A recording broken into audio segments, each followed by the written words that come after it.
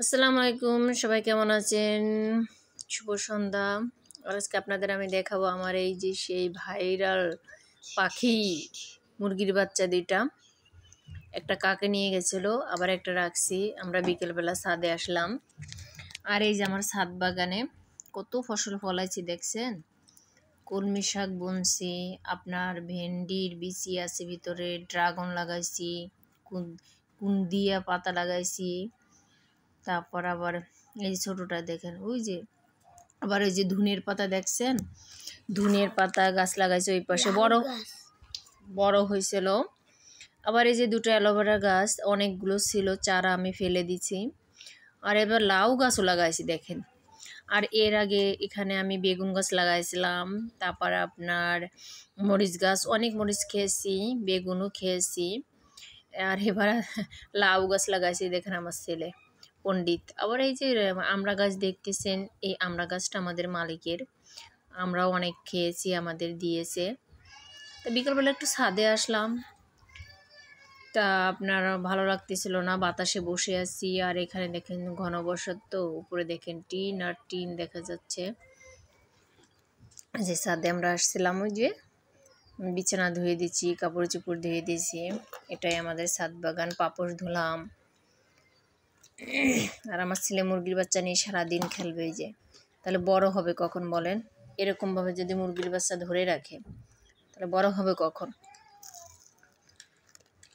আবার ওই পাশে ছাদেও দেখি মরিচ গাছ লাগাইছে, কত কিছু।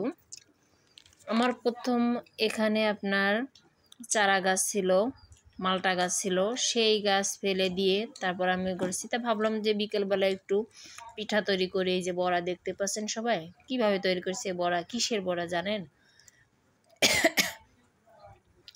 কারেন্ট ছিল না আপুরা ভাইয়েরা, যার জন্য ভালো করে দেখাইতে পারেন, দেখেন না কালো দেখাচ্ছে।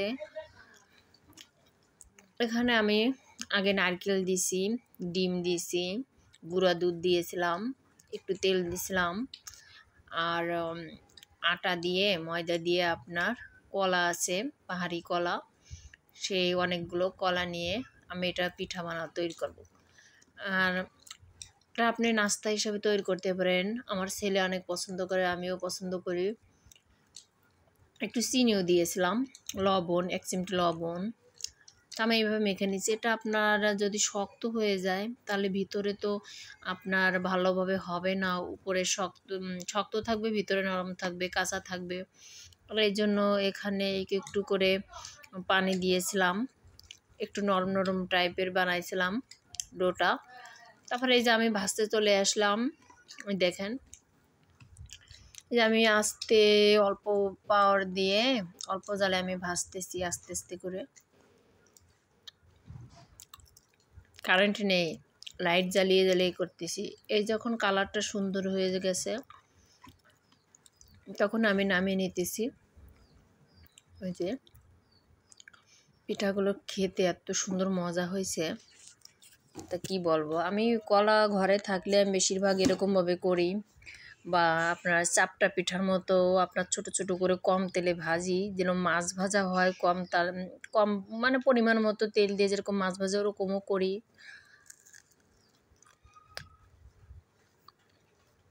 এই যে আমার পিঠাগুলো হয়ে গেছে। তা মা আর ছেলে 2 জন মানুষ, এই পিঠাগুলোই আমার যথেষ্ট। 1 প্লেট হয়ে গেছে। আল্লাহ হাফেজ।